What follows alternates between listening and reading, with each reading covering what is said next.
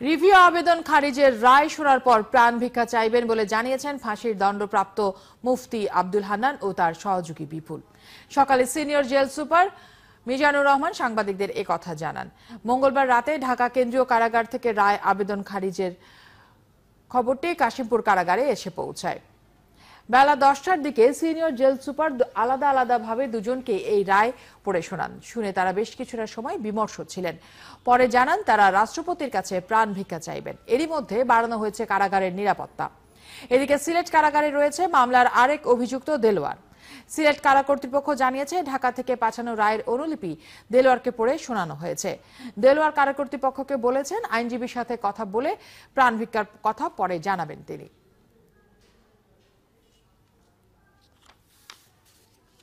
শিক্ষার্থীরা যেন জঙ্গিবাদে না জড়ায়, আত্মঘাতী না হয় সেদিকে শিক্ষক অভিভাবকদের সতর্ক থাকতে বলেছেন প্রধানমন্ত্রী শেখ হাসিনা। সেই সাথে শিক্ষা প্রতিষ্ঠানে নজরদারি বাড়ানোর পরামর্শ দিয়েছেন তিনি। বুধবার বিশ্ববিদ্যালয় মঞ্জুরি কমিশনের আয়োজনে প্রধানমন্ত্রীর কার্যালয়ে 2013 ও 2014 সালের সেরা শিক্ষার্থীদের স্বর্ণপদক প্রদান অনুষ্ঠানে তিনি এসব কথা বলেন। 233 জন শিক্ষার্থীকে এবার পদক দেয়া হয়। এ সময় প্রধানমন্ত্রী বলেন, মেধাবী শিক্ষার্থীরা কিভাবে ধর্মান্ধ হয় তা বোধগম্য নয়। শিক্ষার্থীদের আত্মঘাতী হওয়ার প্ররোচনা দিয়ে কেউ যেন তাদের জীবন নষ্ট করতে না পারে সেদিকে নজর দেওয়ার জন্য তিনি সবার প্রতি আহ্বান জানান। তাদেরকে বিশ্বব্যাপী মাঝে মাঝে নতুন নতুন ধরনের উপসর্গ দেখা দেয়। এখন একটা উপসর্গ এসে গেছে, সেটা হচ্ছে সন্ত্রাস, জঙ্গিবাদ। সব থেকে আমি অবাক হয়ে যাই যে মেধাবী, শিক্ষিত, উচ্চবিত্ত ছেলে মেয়েরা কিভাবে ধর্মান্ধ হয়ে যায় আর কিভাবে এই জঙ্গিবাদের পথে যায়। এটা আমার কাছে বোধগম্য না, এটা আমার কাছে অবাক লাগে। যেমন আমাদের ধর্ম ইসলাম ধর্ম, এটা শান্তির ধর্ম। এখানে কখনোই বলেনি যে নিরীহ মানুষ হত্যা করো। ভিসিরা আছেন বা অন্যান্য শিক্ষকরা আছেন বা প্রত্যেকটা শিক্ষা প্রতিষ্ঠানের যারা শিক্ষক, তাদেরকে ছেলেমেয়েরা কি করছে, কোথায় যাচ্ছে, কার সঙ্গে মিশছে, অ্যাবসেন্ট থাকে কিনা, এ বিষয়ে লক্ষ্য রাখতে হবে যাতে করে এই ধরনের বিপদে না যেতে পারে। এটা তো সম্পূর্ণ বিপদগামী করে দেওয়া। আগামী নির্বাচন নিয়ে শঙ্কা প্রকাশ করে বিএনপির মহাসচিব মির্জা ফখরুল ইসলাম আলমগীর বলেছেন, বাংলাদেশের ক্ষমতার পালাবদলে ভারতের আর আমেরিকার যোগসাজশ নিয়ে প্রধানমন্ত্রীর বক্তব্য দেশের জন্য ক্ষতিকর। বুধবার জিয়া পরিষদের প্রতিষ্ঠা বার্ষিকীতে বিএনপির প্রতিষ্ঠাতা জিয়াউর রহমানের কবরে সংগঠনটির নেতাকর্মীদের নিয়ে শ্রদ্ধা নিবেদন করতে যান ফখরুল। পরে সাংবাদিকদের বলেন, প্রধানমন্ত্রী লাগামহীন বক্তব্য দিচ্ছেন, একই সাথে তিনি মিথ্যাচারও করছেন। বিএনপি মহাসচিব বলেন, ভারত সফরে তিস্তা চুক্তি না হলে অন্য কোনো চুক্তি করা অর্থহীন। ফখরুল বলেন, রাষ্ট্রীয় টাকায় প্রধানমন্ত্রীর নির্বাচনী জনসভা গ্রহণযোগ্য নয়। জঙ্গি আক্রমণের ফলে দেশে নির্বাচন পিছিয়ে যাবে কিনা এমন প্রশ্নে তিনি বলেন, আগামী জাতীয় নির্বাচন এখনো নিশ্চিত নয়। তারা যে সরকারে এখনো বসে আছেন জবরদখল করে, এটাও কি তারা তাহলে ভারতের আর আমেরিকার সাহায্য নিয়ে বসে আছেন? এই প্রশ্ন তো এসে যাবে। কারণ অবশ্যই এই ধরনের মন্তব্য করার আগে তার ভাবা উচিত ছিল যে এই ধরনের মন্তব্য করলে দেশের ইমেজের ক্ষতি হয়, দেশের ক্ষতি হয়, দেশের রাজনীতির ক্ষতি হয়। এই ধরনের আশঙ্কা আমরা করি না এই জন্যে যে নির্বাচনের বিষয়টাই এখনো নিশ্চিত নয়। তিস্তা আর পানি চুক্তি যদি না হয় তাহলে অন্য যে কোনো চুক্তি এখানে অর্থহীন হবে। চলছে সংবাদ সংযোগ, ফিরছি 1 মিনিট পর। এমন হাজারো বাচ্চাদের স্বপ্ন জয়ে সাথে আছে fresh full cream milk powder. এর ট্রিপল অ্যাকশন ফর্মুলা নিশ্চিত করে স্ট্রেংথ, ইমিউনিটি ও ইন্টেলিজেন্স। আমি জিতলে জিতে যায় মা।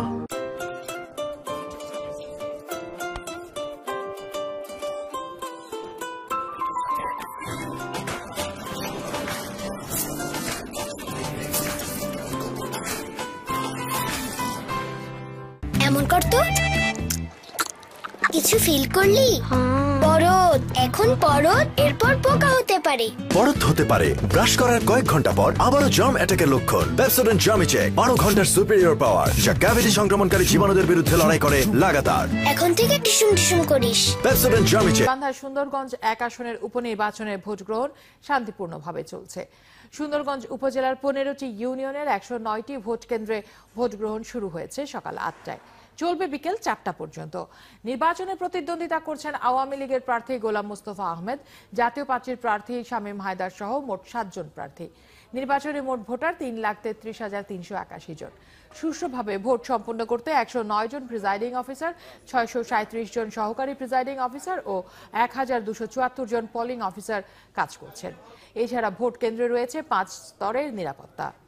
2016 সালের 31 ডিসেম্বর সুন্দরগঞ্জের বামনডাঙ্গা ইউনিয়নে শাহবাজ গ্রামের নিজ বাড়িতে দুর্বৃত্তের গুলিতে নিহত হন এমপি মঞ্জুরুল ইসলাম, আর এতে আসনটি শূন্য হয়। ভোট সুষ্ঠু এবং নিরপেক্ষ হচ্ছে। আমরা ভোট দেওয়ার আছি, কোনো বাধা পাইনি। আমরা সুষ্ঠুভাবে ভোট দেবেন আছি এবং সুষ্ঠুভাবে ভোটও হচ্ছে। সামনেবার থেকে এখন খুবই ভালো পরিস্থিতি, ভালো। এখনো পর্যন্ত আইন শৃঙ্খলার পরিপন্থী অথবা কোনো দুর্ঘটনা বা অপ্রীতিকর ঘটনার কোনো খবর আমরা পাইনি। ভোটাররা যেন তাদের কেন্দ্রে ভোট দেওয়ার জন্য আসতে পারে সেই ব্যবস্থায় আমরা নিশ্চিত করেছি। বিশৃঙ্খলা করার কোনো স্কোপ নাই, কারণ আমাদের কেন্দ্রে পর্যাপ্ত ফোর্স রয়েছে এবং আমাদের মোবাইল পেট্রোল, স্ট্রাইকিং ফোর্স সহ সীমান্ত পেট্রোল, রিভার পেট্রোল সহ বিভিন্ন ধরনের আমাদের অ্যারেঞ্জমেন্ট রয়েছে। এতে কোনো রকম বিশৃঙ্খলার কোনো সম্ভাবনা এখানে আমি মনে করি না। প্রস্তাবিত কুমিল্লা বিভাগের নাম কি হবে সেরকম কোনো ইঙ্গিত ছাড়াই সিটি কর্পোরেশন নির্বাচনের 29 দফা ইশতেহার ঘোষণা করেছেন আওয়ামী লীগের প্রার্থী। যদিও এরই মধ্যে বিভাগ ঘোষণা, রাস্তা সংস্কার এবং যানজট দূর করার ব্যাপারে বেশি গুরুত্ব আরোপ করা হয়েছে তার ইশতেহারে। আর ইশতেহার নিয়ে কোনো মন্তব্য না করে 24 মার্চ ইশতেহার দেওয়ার ঘোষণা দিয়েছেন বিএনপি প্রার্থী। এনামুল হকের তথ্য ও ছবিতে প্রতিবেদন। সিটি কর্পোরেশন প্রতিষ্ঠিত হয়। অনেকেই ভেবেছিলেন কি হবে প্রস্তাবিত কুমিল্লা বিভাগের নাম, সেরকম একটি নির্দেশনা থাকবে আওয়ামী লীগের ইশতেহারে। কিন্তু ভোটের নির্বাচনে আওয়ামী লীগের ইশতেহারে কুমিল্লা বিভাগ করার সর্বোচ্চ প্রতিশ্রুতি থাকলেও নাম নিয়ে কোনো কথাই বলা হয়নি। অন্যান্য বিষয়ের সঙ্গে গুরুত্ব পেয়েছে পানি নিষ্কাশনে পরিকল্পিত ব্যবস্থা গ্রহণ, যানজট দূর করা এবং ফ্লাইওভার নির্মাণ। আগামী 5 বছরের জন্য বর্ধিত কোনো করের বোঝা জনগণের উপর চাপিয়ে দেওয়া হবে না। নগর পরিকল্পনাবিদ ও বিশেষজ্ঞ মতামতের ভিত্তিতে বাস্তবমুখী ও কার্যকর পদক্ষেপ নিয়ে এই শহরকে জলাবদ্ধতা থেকে মুক্ত করব। প্রধান প্রতিদ্বন্দ্বীর ইশতেহার নিয়ে কোনো মন্তব্য করেননি বিএনপি প্রার্থী মনিরুল হক সাক্কু। তবে আগামী 24 মার্চ ইশতেহার দেওয়ার ঘোষণা দেন তিনি। গত 5 বছরে আমার কোনো জনগণ বলতে পারবে না তাদের ট্যাক্স আমি বাড়াচ্ছি, সে কিছু করবো, আমি এটা করছি। এবার অনেকের ট্যাক্স, গরিবরা ট্যাক্স কমাই দেবো, ট্যাক্স কমাই মাফ করে দেন, কিছু কমাই দেওয়া যায়। এদিকে ভোটারদের মন পেতে ব্যস্ত কাউন্সিলররাও দিন রাত ছুটছেন ভোটারদের বাড়ি। ড্রেন, কালভার্ট, রাস্তা মেরামতের বাকি, এগুলো আমি নির্বাচিত যদি হই তাহলে প্রথমেই আমি এইগুলা ঠিক করব। সন্ত্রাস এবং মাদক মুক্ত করা, এলাকাকে সুষ্ঠু এবং সুন্দর একটা পরিবেশ গঠন করা। তবে বরাবরের মতো প্রার্থীদের প্রতিশ্রুতিতে অনাস্থা প্রকাশ করে ভোটাররা বলছেন জয়ী হওয়ার পর কেউই মনে রাখেন না তাদের সমস্যার কথা। আমরা ট্যাক্স যা দেই কোনো সেবা পাই নাই এই ব্যাপারে। রাস্তার কিছু কাজ বাকি আছে, যেমন অনেক জায়গা দিয়ে ফাইলিং হয়েছে, অনেক জায়গা দিয়ে ফাইলিং হয় নাই। এত কিছুর পরও আগামী 30 মার্চ কুমিল্লা সিটি কর্পোরেশনে অনুষ্ঠিত হবে দ্বিতীয়বারের মতো নির্বাচন। বনশ্রী হালদার, 71। কয়েকদিনের বৃষ্টিতে ব্যাপক ক্ষতি হয়েছে দেশের নানা এলাকায়। মানিকগঞ্জে শিলাবৃষ্টিতে 142 হেক্টরের খেসারি, পেঁয়াজ, ভুট্টা, মাসকলাই ও মরিচের ক্ষেত নষ্ট হয়ে গেছে। এতে লোকসানে পড়েছেন কৃষকরা। চাঁপাইনবাবগঞ্জ ও দিনাজপুরেও বড় ধরনের ক্ষতি হয়েছে আম, লিচুর। প্রতিনিধিদের পাঠানো তথ্য ও ছবিতে প্রতিবেদন। এক সপ্তাহ আগেও মানিকগঞ্জে কৃষকদের মাঠ ভরা ছিল পেঁয়াজ, খেসারি, ভুট্টা, কলাই ও মরিচ সহ অন্যান্য ফসলের চাষে। কিন্তু গত 2 দিনের শিলাবৃষ্টিতে সদর, ঘিওর, শিবালয় ও হরিরামপুরের 142 হেক্টর জমির ফসল নষ্ট হয়ে গেছে। সব কুলে ফেলাই দিছে, আমাকে খুব ক্ষতি হয়েছে। মরিচ গাছে ডোকা ভেঙে গেছে, মানে মনে করেন আবার যদি এই বৃষ্টি হয় তাহলে আমাকে একবারই শেষ। তবে ক্ষতি কাটিয়ে উঠতে কৃষকদের নানা পরামর্শ দিচ্ছেন কর্মকর্তারা।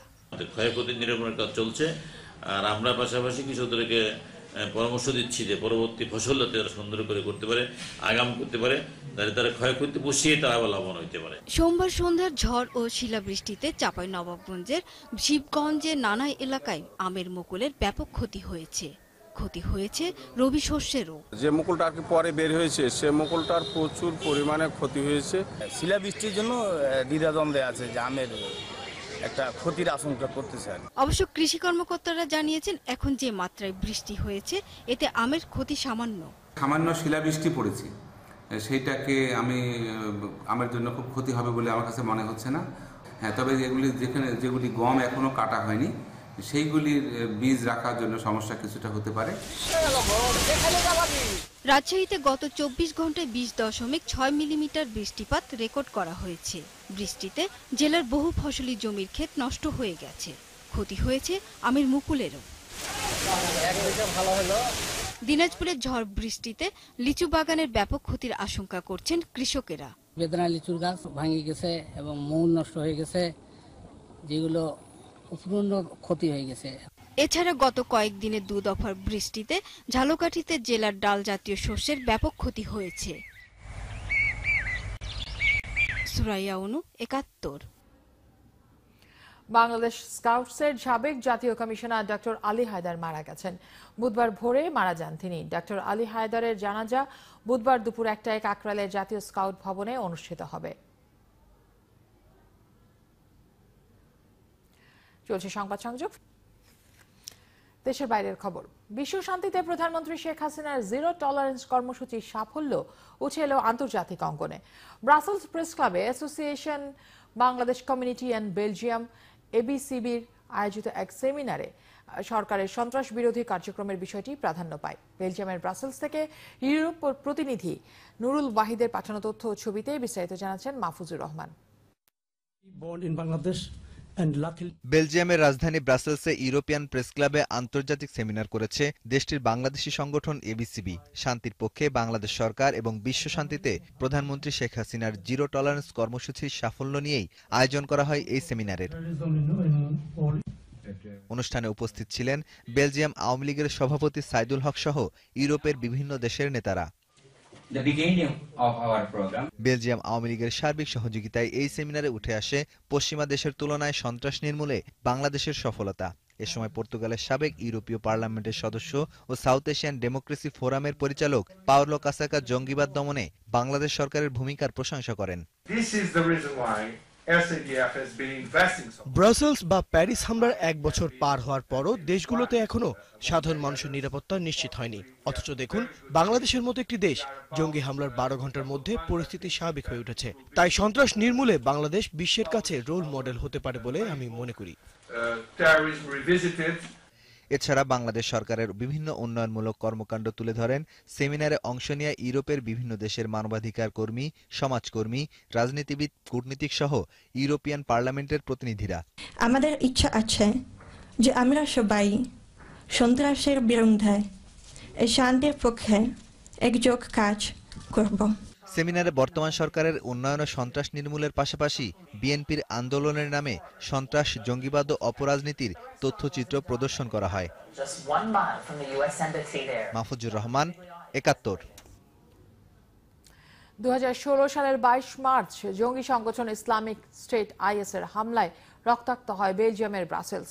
1 ঘন্টার ব্যবধানে ব্রাসেলস বিমানবন্দর ও এর থেকে 10 কিলোমিটার দূরের মেলবিক মেট্রো স্টেশনে 3 আত্মঘাতীর বোমা হামলায় নিহত হয় 35 জন, আহত 300-রও বেশি। শুরু হয় ব্যাপক জঙ্গি বিরোধী অভিযান।